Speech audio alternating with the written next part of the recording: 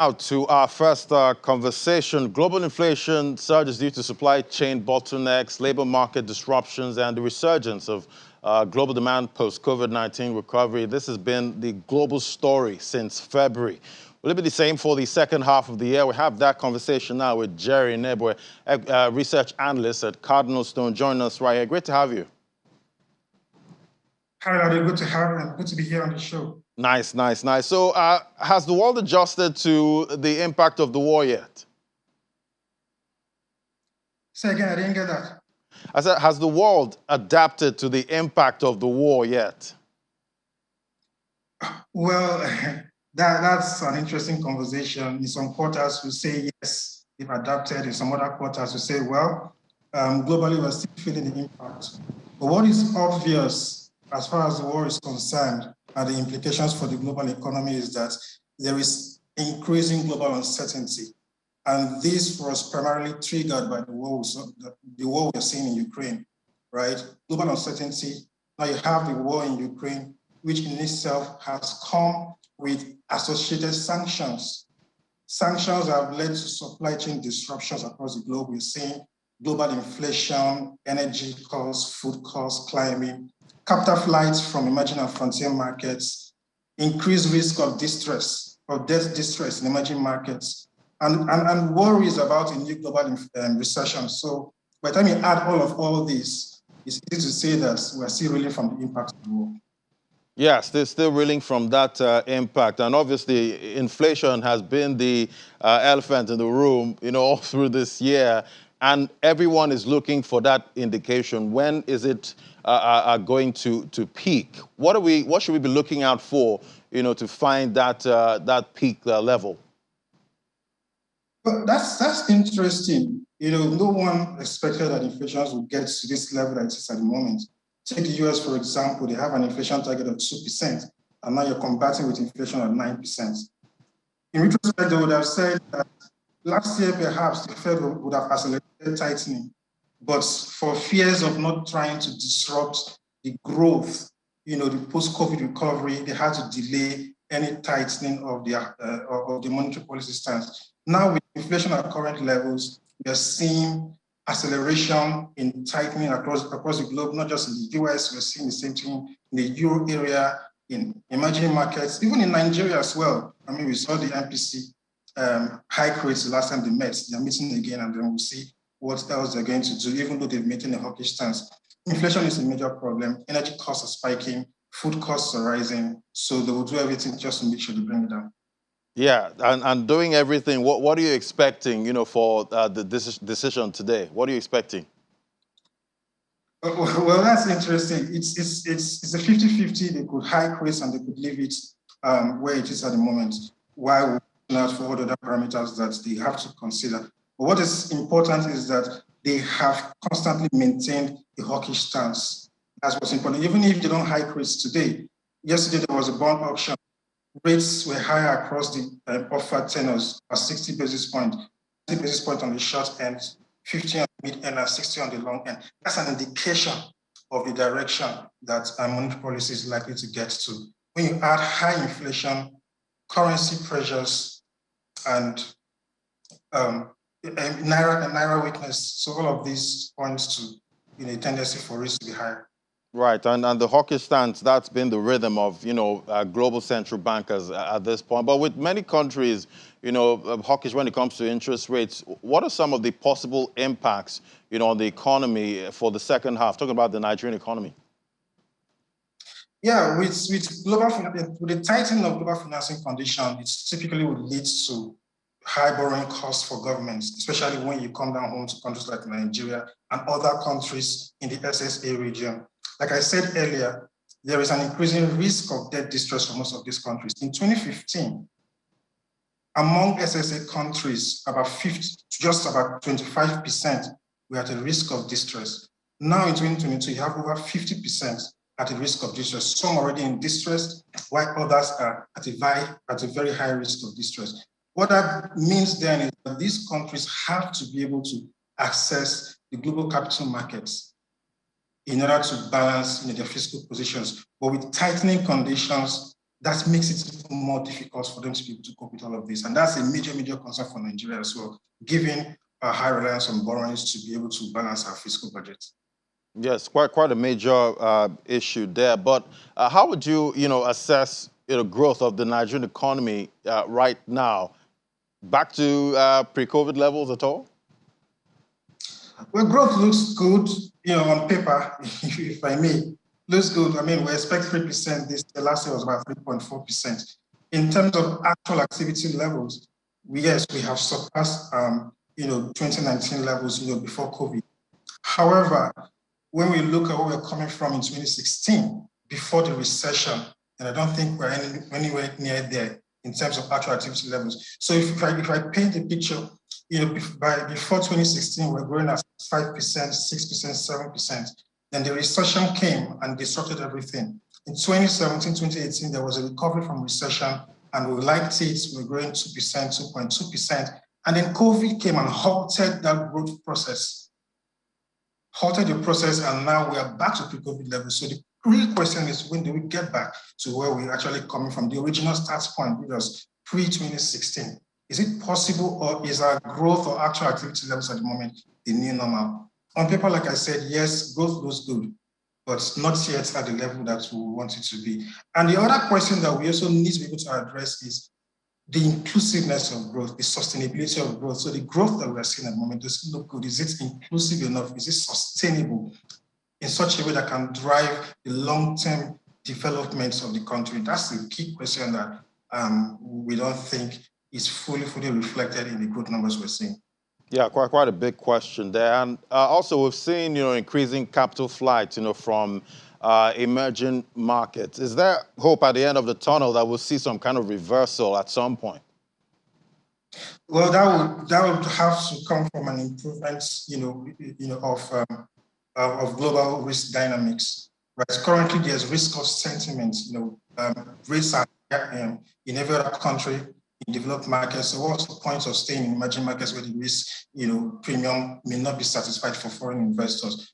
Right. But until we see inflation coming down, the fears of global recession deepening, then we'll probably see a relaxation from the point of view of foreign investors. But at the moment, uncertainty is high, the risk is there, and so there's likelihood that there'll be more intensity in terms of capital flight.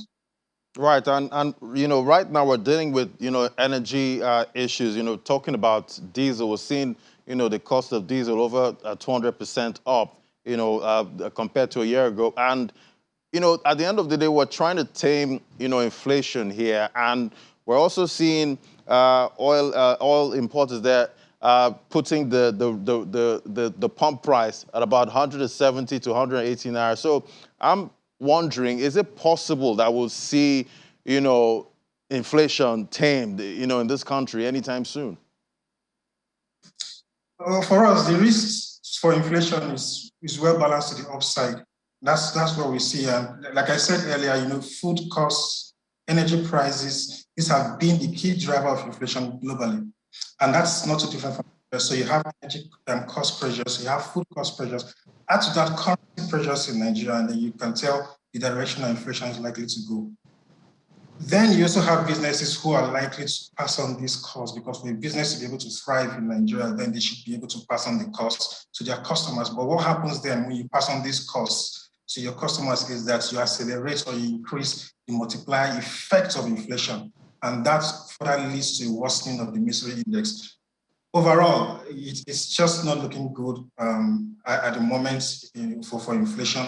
We expect that inflation could exceed 20% by the end of the year. And this could also have been worse if not for the government shouldering the subsidy burden on PMS. So you take out the impact of subsidy. If we had to pay for PMS at market reflective rates, then we would have seen more worrying inflation numbers. Right, and also, you talked about debt earlier, and, we still have debt servicing issues. Can you paint the picture of what it is right now in Nigeria? Debt servicing issues, so you look at the debt service revenue ratio in Nigeria is in excess of 80%, and that's from about 50% we were coming from in 2015. So that's a worry, and that also speaks to what I said earlier, we still need to be able to balance budget, which means that they still need to rely on external sources of funding, local or foreign, as the case may be. But then the key worry for us is being able to service the debt. Of all the countries I talked about, risk of debt distress, Nigeria at the moment is not at the level yet where there's so much concern. I mean, the risk of debt distress for Nigeria relative to some other countries in the SSA region is lower. However, the high debt service revenue ratio elicits worry at the moment. All right, so what's your outlook, for the markets? For the markets, as we go towards the second half of the year, I think for the markets, the outlook, I will begin with equities. The outlook is going to be influenced by a few variables. We are going to an election year, so there's going to be intense electioneering, and that traditionally comes with risks for the markets. Obviously, it means that foreign investors will still remain on the sidelines, even though they have not been as active in the market as we would have loved them to be. But that's nothing likely to come from that front. But overall, there's a likelihood that there'll be some sort of apathy because investors don't like uncertainty. And that's something that electioneering brings, uncertainty. Investors don't like uncertainty. So that can have an implication on the market. Yield dynamics as well is also a key driver, a key factor to consider. And we expect that rates will go higher as we approach towards the end of the year, which traditionally leads to lower valuation and implies lower valuations for equities. So that in itself has implications for the market. Company performances as well. Some companies have strong fundamentals, which may be good opportunities for investors to play in, especially those who want to stay for the long term. So the performance of these companies and the fundamentals that they have, could also drive some sort of risk-taking, cherry picking in select sectors. Maybe the banks, for example, investors may think that higher yields is going to be positive for banks, and so that may be a good opportunity to position in that sector, given that we didn't see lots of investors position in banks in the first half of the year. And the developments across the globe, what's going to happen to commodities? This has implications for companies in the country. The oil palm producers likely to benefit from the rally we've seen in CPO prices. But then the importers, those who depend so much on commodities, or on imported commodities, commodity raw materials, are likely also to bear the brunt, of higher commodity prices, in addition to FX challenges in the FX market. So these are some of the considerations that we have as we go into the second half of the year. In the fixed income market. Yeah, carry on. Yeah, fixed income markets, obviously, higher yields we expect likely tightening of liquidity, tightening of global financing conditions, which will have impact on the domestic front, election risk, high inflation, currency pressures. All these have indicates that yields are likely to be higher in the second half of the year. Right, and let me take you back to the equities market. Now, we've seen, other markets, global equities market, they are searching for the bottom, right now, talking about investors.